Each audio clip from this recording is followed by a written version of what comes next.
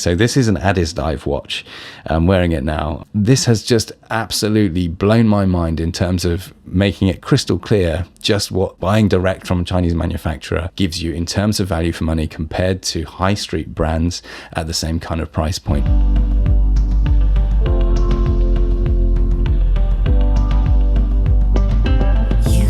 I've always been a massive watch fan. You know, I saved up for like, I don't know, years as a kid to get the ProTrek Casio that I saw on the film Hackers. I've still got that watch. Essentially, that was kind of my first real watch, and I've kept it all these years later. It still works. It still brings me joy to look at that thing. So yeah, I'm a big watch fan. But of course, like many people, I fell for the Apple Watch trap. I fell for this idea that we want smartphone functionality in our watches. I don't think anybody really asked for this, and yet the marketing was so powerful and so aggressive that we sort of bought into it. And I did. I had several generations of Apple Watch, and this is the thing with Apple products that I'm just so cynical of now. You find yourself upgrading every year, and this is, if you flip this on its head and look at that, it's a sort of admission that the products were never very good. If it's genuinely upgrading all of the time, it's like, why? You know, when are they ever going to get to the point that they were actually good enough not to need an upgrade? And the Apple Watch was no different. And the funny thing about the Apple Watch is they were ending up making them so expensive. The Ultra was £850. You know, that's just a lot of money for something that will lose 3/4 of that value in a couple of years, which is basically what what happened to mine. So I stopped buying them at that point when I realized they were, I was just paying all this money for really not actually getting anything. It's fun technology, and it's amazing to see the miniaturization, what they're doing on the hardware level there. Of course, all those things are fascinating. They have their own story to tell, and it's enjoyable on some level, but ultimately it was a product that was selling itself on offering utility and convenience, and it just never really stood up to that, certainly not at the price that they were asking for them. And then you've got this idea that actually, if you're just wearing that one watch all of the time, you're robbing yourself of the joy of a curated collection of watches. Now, this is just something that I've been really enjoying over the last few years. I've just been adding humble choices here, G-Shocks, these kinds of things. I ended up with a couple of G-Shocks in addition to my original ProTrek. And I sort of found myself really enjoying this idea of a small collection of watches. This idea of having a tool for a purpose and doing one thing well, it extends so well to the idea of collecting things like watches, because it's, of course, the same sort of idea. And as time went on and I found myself more drawn into the watch world and the different styles of watches and all of these kinds of things, I sort of found myself really fascinated in filling all of the different kinds of roles that people really do when they build a watch collection. And so I'm looking to the future as to sort of what things I want to add to that. And one of those was a metallic bracelet watch, something a bit more like a GADA watch, which is this go anywhere, do anything idea. Something that you can just wear as an everyday watch and it be suitable for pretty much any outfit or any scenario, with a metal bracelet. And I'd always shied away from the idea of metal bracelets. I couldn't quite see that side of things, but as I've explored this world more, I became more and more interested in the idea of this and was really keen to try it.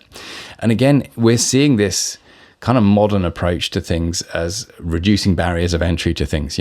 Obviously the watch collecting world can be incredibly elitist. Sort of when you hear people talk about sort of entry level watches costing £1,000 and all this, you don't need to spend big money to get enjoyment from watches. You haven't got to have a hugely expensive watch collection to say that you enjoy watches. And this is especially true of my collection. And because we're seeing so many incredible things coming out of China, and to keep in mind, though, even that budget items from Japanese brands are still made in China. It's not like there's some sort of, miraculous thing here going on. An affordable watch is very often made in China, no matter where the company is based. But we can go straight to the businesses that are making these in China and buy direct from them on websites like AliExpress. And the value for money that you get here is staggering. So with my collection starting with the ProTrek and then the G-Shocks, obviously I have never really dabbled with the kind of analog watch face, the dial with applied indices, and this is where you have the kind of actual sort of 3D things that are applied to the dial as opposed to just painted on. This is one of those little defining features that pushes out of sort of really a cheap watch into something that's a little bit more interesting. So basically I've found myself more and more interested in the kind of more traditional analog watch kind of look, and obviously with one eye on definitely getting a mechanical automatic watch at some stage as well for the collection. That side of all of this is I find hugely interesting, and again amazing to see lots of companies bringing the price point right down for those kinds of technologies as well. A lot of them all using the Seiko Japanese movements anyway, especially true of all of these Chinese affordable watches. They're usually still using the Japanese Seiko movements in there. So you are getting this sort of genuine, Japanese mechanical watch movement heritage in all of these things. But you can also get Quartz movement watches from China as well. And this is what we've got here. This thing is about £50 or $60 or something like that. It has the full stainless steel bracelet, which is solid links, not folded metal. It has the applied indices. It has this incredible wave texture on the dial, which is, the real head turning feature of this. When you look at it and you see the way that it reflects light and just the quality that you're getting for this kind of a price point, absolutely fascinating and brilliant experience to add a watch like this to the collection for such a low price point. A great way for me to kind of dabble with this idea of the more traditional aesthetic elements of watch design, the applied indices, the case being made out of stainless steel and the strap being stainless steel, and of course that sand dune wave ripple effect in the dial as well, with the screw down crown, and just the way light bounces off this stainless steel is just a sort of a part of owning a watch that I've never experienced with the G-Shocks and the sort of sporty stuff. It's been absolutely brilliant. So obviously you're not getting sapphire crystal or anything super high end at this price point, but you are getting this lovely domed anti-reflective coating crystal, which just looks great. You look through it, it's crystal clear. You can see the kind of color change of the anti-reflective coating, and as because it's domed, you get this kind of compression of the reflection around the edge. These are all very pleasant things to sort of see when you look at this on your wrist. It's definitely a sort of unisex size. It's 36 millimeters. This is great for wrists of pretty much any size.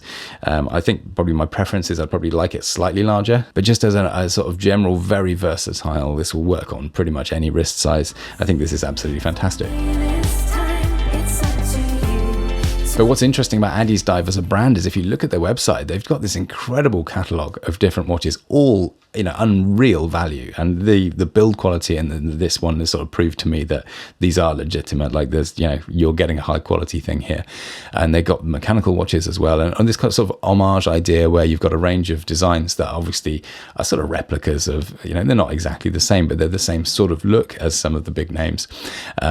So we're not talking fakes or clones or anything like this. We're talking legitimate high quality watches that are just this homage idea to the designs that are well established by the big names. And I think this homage idea is absolutely fascinating because, clearly the big watch designs have got some really nice looking watches. And this is just a way of having a similar look without the price. So you can appreciate the design and things, but you don't have to spend the £20,000 on getting it. I think, without it being disrespectful to the obviously talented designers that did these things originally for the big names, I think it's an interesting kind of exploration of, where does something just become a fake versus an homage? And these kinds of sort of themes are very interesting. I think these companies like Addiesdive are on the right side of the fence here. We're talking homage watches, we're not talking clones or fakes, and you are getting genuine high quality movements in there and just unbelievable value for money with the build quality and the features that you get in these watches. And I'm just absolutely thrilled that these things exist, really. And the other thing about exploring these cheap Quartz watches is, of course, you can get this kind of a look from a watch without it being an expensive mechanical watch. Obviously, this size as well is it's probably a bit small for a mechanical movement anyway. So it allows for those kinds of things as well. And, it's every tool for its job, isn't it? You don't need everything to be a mechanical watch. I'm not saying there isn't huge reward to be had from mechanical watches. I'm very interested in that. I can't wait to add one to my collection. But it's also, I think that it would be a mistake to just rule out Quartz because it's not mechanical. The real enjoyment to be had here is having different watches for different purposes, and if some of those are Quartz, and that's allowed you to afford a collection that has more of these different specific role watches for your different kind of needs, I think that's absolutely brilliant. This is sort of Quartz without apology, really. So for me, this watch just kind of really represents just how much reward there is to be had when you move away from the big tech idea, the Apple Watch idea, where you're just buying the thing that they want you to buy, and you're forced into this upgrade cycle through these, arbitrary planned obsolescence elements of all of this. And, watch collecting is a big thing that people have been doing forever, and it's such a shame to turn your back on that just because of this kind of tech thing that's happened. For me, we have the smartphones, we've got all the power and the utility in the smartphones. I just don't think it's something we need to do to shoehorn that into a watch. Like I said, I did this for years. Don't get me wrong. We're all on different kind of parts of this. If you value your Apple Watch, don't take anything from this, apart from my own story. For me, I'm getting much more reward from thinking about watches like this as a collection, humble collection, than I did from plowing all that money into just an upgrade cycle of the Apple Watch.